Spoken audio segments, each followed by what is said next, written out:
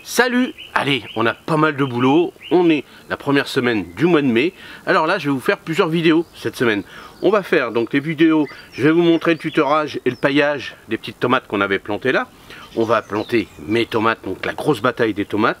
On va planter de la courgette, on va planter des poivrons, on va planter des salades et on va semer des radis. Allez, là je vous montre tout de suite, on va faire. Donc première vidéo, on va planter la courgette. Ce que je vais faire, je vais mettre une courgette, comment planter la courgette, et à côté je vais mettre des poivrons, puisque là c'est un petit carré où il n'y a pas beaucoup de place, c'est sous le tunnel, pour encore protéger un petit peu. Et bien sûr les autres poivrons, j'en ferai d'autres avec les aubergines, sur le côté de l'atelier en bois, hein. Vous avez vu comment c'était, mon atelier est en bois, donc ça, l'année dernière j'avais fait ça et ça avait super bien marché. Allez, on y va tout de suite, on va préparer, on va planter les courgettes. Alors on va aller choisir sa petite courgette. Vous savez que je suis producteur moi, donc on va aller choisir un beau pied de courgette. Allez, regardez celle-ci, ça c'est pas mal. Allez, tu vas nous donner à manger, tu vas nous faire des belles courgettes. Allez, c'est parti, on va sous le tunnel. On va planter ici. Donc vous voyez, j'ai bien tout nettoyé, rappelez-vous, hein, c'était rempli d'herbe tout ça. Là on met ça à côté des poireaux, c'est pas très grave. Ce qu'on va faire, on va même un petit peu décaler, parce que là j'ai une petite salade. On va marcher là. On va le mettre ici, hein, parce qu'il faut compter à peu près 1 mètre carré. Hein, faut compter à peu près 1 mètre carré. Donc j'ai préparé aussi ça. Hein, je vous dirai pourquoi tout à l'heure. Et là, ce que vous pouvez faire. Alors moi, hein, je vous l'ai toujours dit, dans mes godets, il y a déjà un engrais osmocote. Un engrais qui dit diffusion lente. Mais vous, si vous avez juste semé, hein, vous pourriez faire un trou, tout simple. Hein, vous faites un petit trou. Voilà. Hop. Faites un petit trou comme ça. Alors, vous pourriez le faire un peu plus grand. Mettre par exemple, faire un gros trou, enlever la terre, mettre du fumier, mettre du compost, remettre votre terre dessus, semer 2 à 3 graines. Et là on appelle ça une semence à poker. Hein, c'est comme les haricots, on pourrait faire ça. Là ici il fait chaud, hein. Là il fait 15-16 degrés, donc c'est largement suffisant maintenant pour faire ce genre de semis, parce que vous pouvez faire des semis maintenant de courgettes sans problème, surtout si vous avez un tunnel. Alors nous en Normandie, à l'extérieur il fait 8-9 degrés, vous pourriez le faire aussi à l'extérieur sans problème non plus. Alors je répète, vous ferez un gros trou, compost, fumier si vous n'avez pas mis d'engrais dans vos godets, hein, donc ce sera la même chose avec les graines.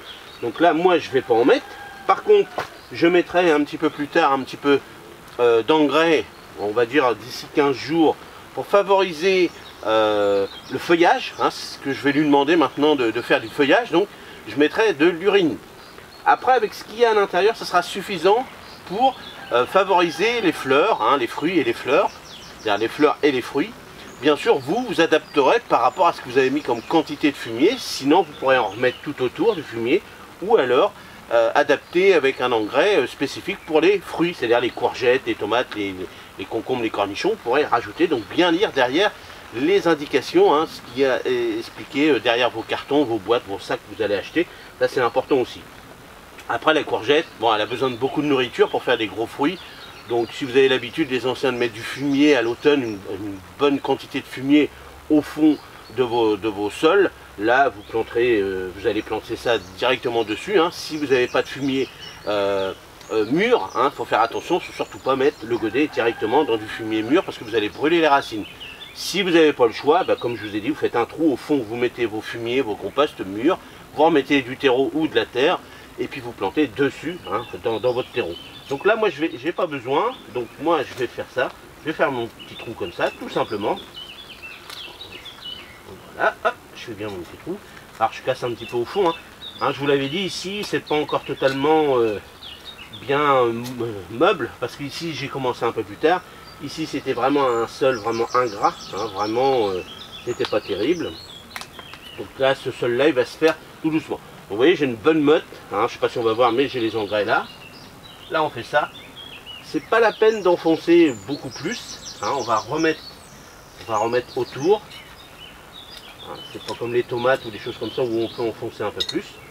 On tasse légèrement, voilà comme ça, tout simplement. Alors on pourrait faire une petite cuvette. On pourrait faire une petite cuvette pour bien arroser, surtout au démarrage. Voilà, on va le faire. Comme ça. Et là, on va arroser.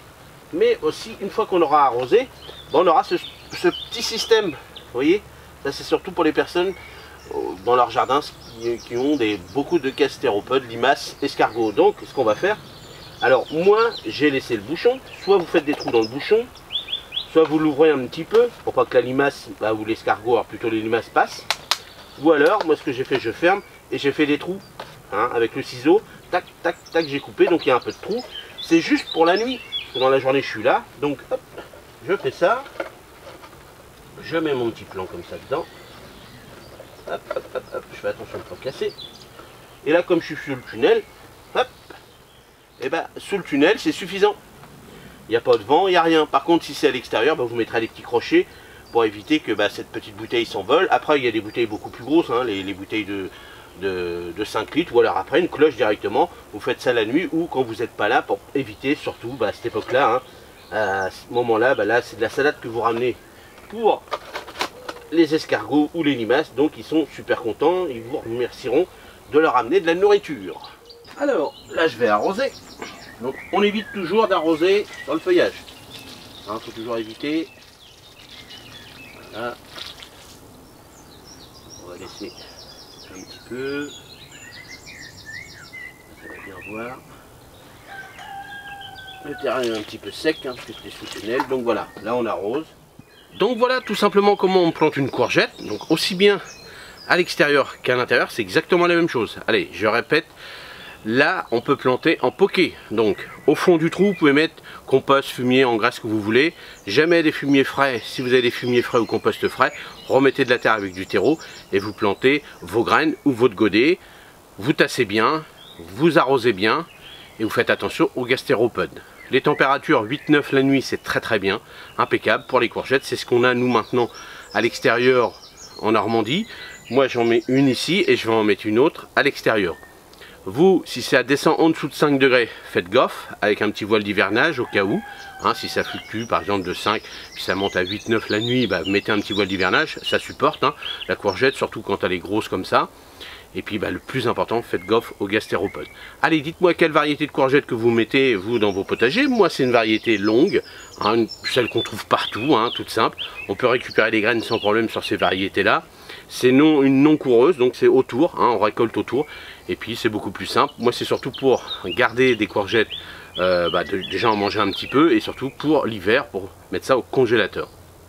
Allez, j'espère que cette petite vidéo vous a encore plu. Là on va voir maintenant, demain, à partir de demain, la plantation juste à côté des poivrons. Allez, on se retrouve demain. Merci, salut.